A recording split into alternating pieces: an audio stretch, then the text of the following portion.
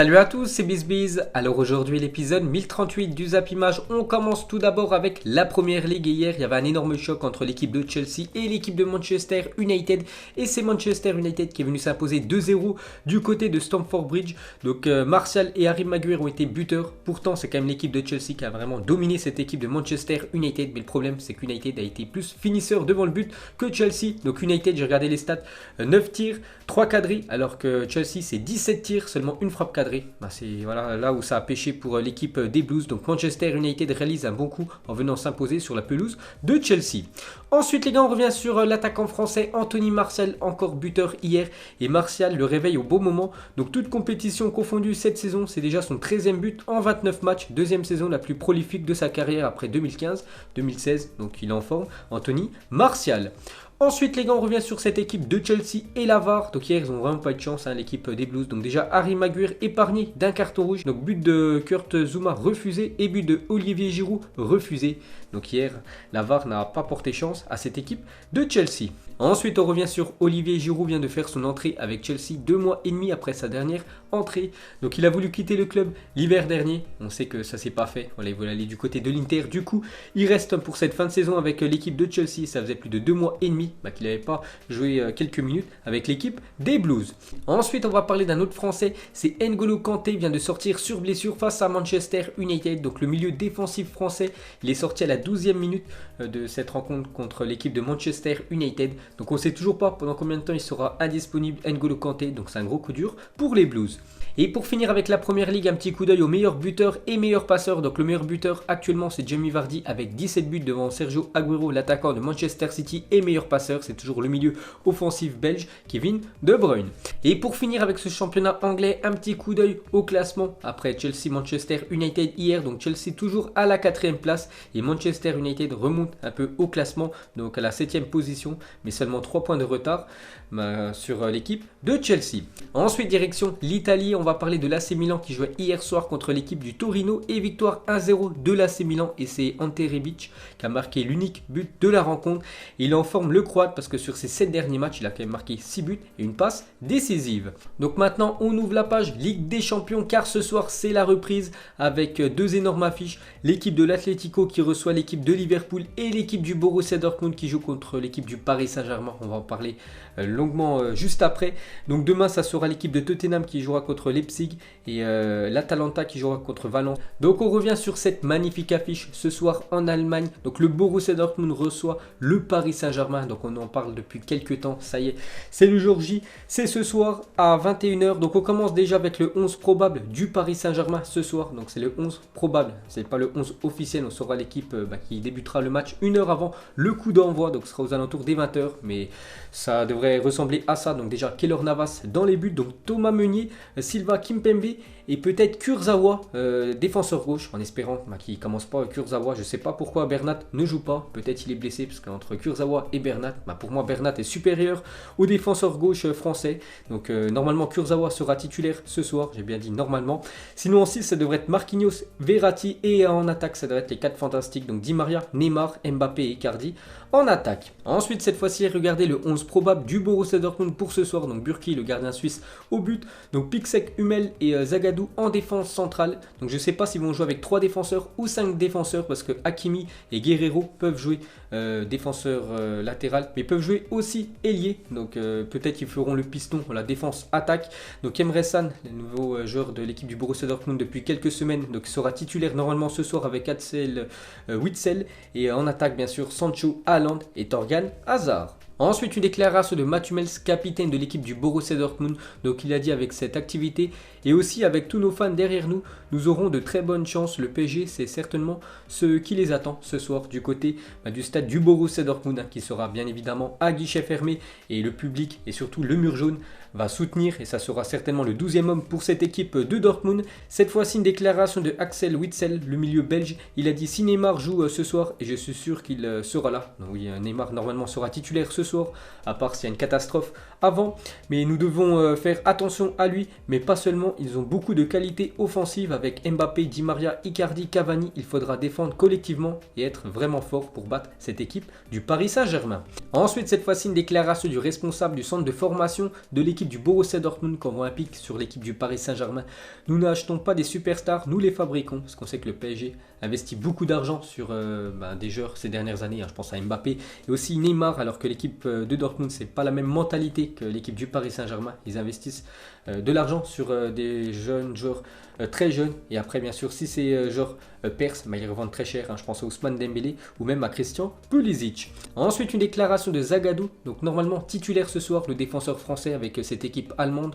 Donc il a dit: l'ambiance à Dortmund, elle est incroyable, ce stade là c'est un truc de ouf. Quand tu joues avec le mur derrière toi, c'est grave, je n'ai jamais vu ça de ma vie. Donc comme je vous ai dit tout à l'heure, ça sera le 12e homme côté Borussia Dortmund ce soir, le public. Ensuite, cette fois-ci, quelques déclarations côté Paris Saint-Germain. On commence avec Thiago Silva, en espérant qu'il fasse pas le même match qu'il a fait contre Amiens, sa première mi-temps catastrophique.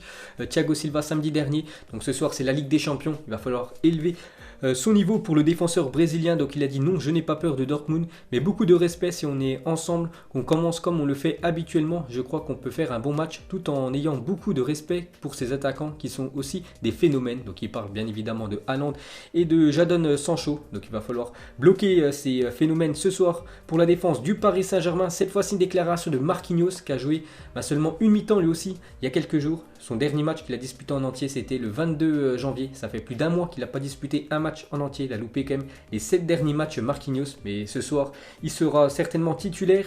Donc prêt pour mardi, bien sûr. Surtout mentalement, physiquement, je suis bien. J'ai bien travaillé. Je suis très content de revenir en bonne condition physique, en espérant qu'il fasse un gros match, le défenseur brésilien.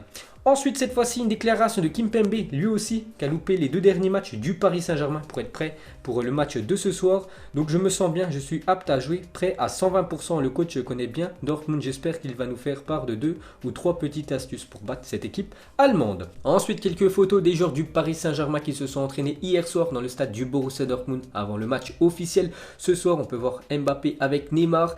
On revient sur Neymar, l'attaquant brésilien, qui sera quand même un atout de poids pour le Paris Saint-Germain ce soir. Et il ne faut pas oublier que Neymar, sa condition pour envisager de rester au Paris Saint-Germain, parce que l'été prochain, on va encore entendre parler des rumeurs de Neymar s'il va quitter le PSG ou pas. Mais c'est quand même déterminant ce match de Ligue des Champions. Pourquoi? Donc encore le Parisien, comme pour Kylian Mbappé, pour qui le PSG a ouvert les négociations, le parcours des Rouges et Bleus en Ligue des Champions sera déterminant pour l'avenir de Neymar, s'il va continuer au Paris Saint-Germain ou pas. Parce que les 3 dernières années, c'est quand même 3 échecs dès les 8e de finale. Bien sûr, si le PSG se fait déjà éliminer par l'équipe de Dortmund dans un mois, je pense que Neymar, les gars, quittera le club l'été prochain. C'est quasiment sûr à 100%. Mbappé pourrait faire la même chose. Donc pour Mbappé et Neymar, les 2 stars du Paris Saint-Germain, donc l'avenir du Paris Saint-Germain en Ligue des Champions sera déterminant. Et cette année, les dirigeants du PSG veulent au minimum demi-finale de Champions League. Ensuite, on va parler de Kylian Mbappé dans la place. Donc il a posté cette photo sur son Instagram. Donc Mbappé dans les couloirs du stade du Borussia Dortmund avec l'écusson de Dortmund en fond. Donc Kylian Mbappé est déjà venu dans ce stade du Borussia Dortmund avec son ancienne équipe de l'AS Monaco. C'était exactement le 12 avril 2017, donc il y a 3 ans. Et son équipe de Monaco s'était imposée 3-2 dans ce stade du Borussia Dortmund. Et Kylian Mbappé avait réussi une grosse prestation vu qu'il avait inscrit un doublé, l'attaquant français. Ensuite, on continue avec lui, une déclaration de Benjamin Mendy sur Mbappé. Donc il y a 3 ans contre Dortmund, je lui avais dit: si tu mets un doublé, je t'offre une montre. Il m'a dit: vas-y, tu vas voir. Il a mis 2 buts à la fin du match. Je lui ai dit: ça va, on est bien, on a l'avantage. Voilà, vu que l'équipe de Monaco s'était imposée 3-2 au match aller.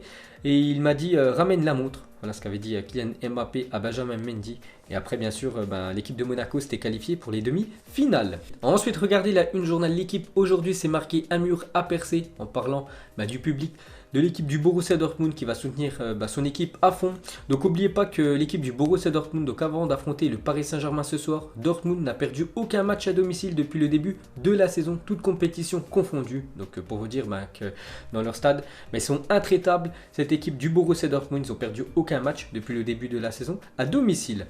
Ensuite, les gars, une déclaration de Jürgen Klopp, entraîneur de Liverpool, et pour lui son favori. Donc le plus grand favori de cette compétition est le Paris Saint-Germain. Maintenant, ils ont la pression, blague à part. Je ne pense pas que ce que je dis ajoute de la pression sur les équipes, pour être honnête. Donc pour l'entraîneur de Liverpool, le grand favori cette saison, c'est l'équipe du Paris Saint-Germain. Mais bon, on sait que le PSG en Ligue des Champions, à chaque fois, ça coince. Et pour finir avec l'entraîneur de Liverpool, donc Jürgen Klopp, il parle de l'Atlético ce soir parce que c'est l'autre énorme choc de la soirée. Donc il a dit: je n'ai rien à dire aux gens qui pensent que cette formation ne produit pas du beau jeu. Le beau jeu pour moi c'est quand vous gagnez. Leur jeu est intense, rapide, agressif, structuré avec une vraie philosophie. Donc on verra ce que ça va donner. Mais ce soir, énorme choc, l'Atlético contre l'équipe de Liverpool. Ensuite officiel, l'UEFA remettra après chaque rencontre de phase finale de Ligue des Champions un nouveau prix d'homme du match, et ce à partir de ce soir. Donc l'homme du match Paris Saint-Germain Dortmund et l'homme du match Atlético Liverpool recevra ce trophée en mode logo de la Champions League. Donc c'est inauguré cette saison. Ensuite officiel, l'Espagnol Antonio Mateu Lahoz sera l'arbitre de Dortmund Paris Saint-Germain mardi 21h. Donc cet arbitre, pour ceux qui suivent le championnat espagnol, on le voit souvent arbitrer les grosses rencontres de Liga comme le Classico Real Madrid Barça. Donc ce soir ça sera lui l'arbitre de Dortmund Paris Saint-Germain. Ensuite, on va parler du reste des infos. Donc le Barça a décidé de lever la clause libératoire de Martin Braithwaite d'un montant de 18 millions d'euros pour l'attaquant de Leganés. Donc on avait parlé hier, normalement ça va être officiel dans la journée ou peut-être dans les prochains jours. Donc il devrait arriver en tant que joker médical. Là c'est le joueur qui devrait remplacer Ousmane Dembélé, donc il devrait coûter 18 millions d'euros à l'équipe du FC Barcelone. Ensuite, l'ancien Marseillais Romain Alessandrini s'est engagé libre avec un club chinois, donc c'est le Wangai. Donc rapporte le journal L'équipe. Donc il quitte cette équipe du Los Angeles Galaxy, ancien coéquipier de Zlatan Ibrahimovic, et signe librement dans le championnat chinois.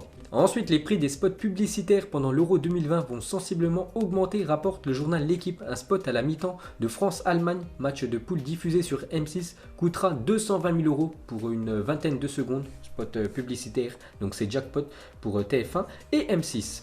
Et pour finir ce Zap Image, on termine bien évidemment avec le choc ce soir Dortmund Paris Saint-Germain. Donc hier soir, j'ai sorti une vidéo en vous donnant mes pronos pour cette semaine de Coupe d'Europe. Donc j'avais dit victoire du Paris Saint-Germain, donc je reste sur cette opinion. Donc pour moi, le PSG va venir s'imposer du côté de Dortmund. Pour donner un score exact, allez, je vais dire 3-1 pour l'équipe du PSG ce soir du côté du Borussia Dortmund. Donc voilà les gars, la fin de ce Zap Image 1038. Donc si ça vous a plu, un petit like et je vous ferai l'épisode 1039 demain. Donc moi je vous laisse et je vous dis à la prochaine comme d'habitude. Ciao à tous. Man, don't let anybody get in your way. Do what you want to do.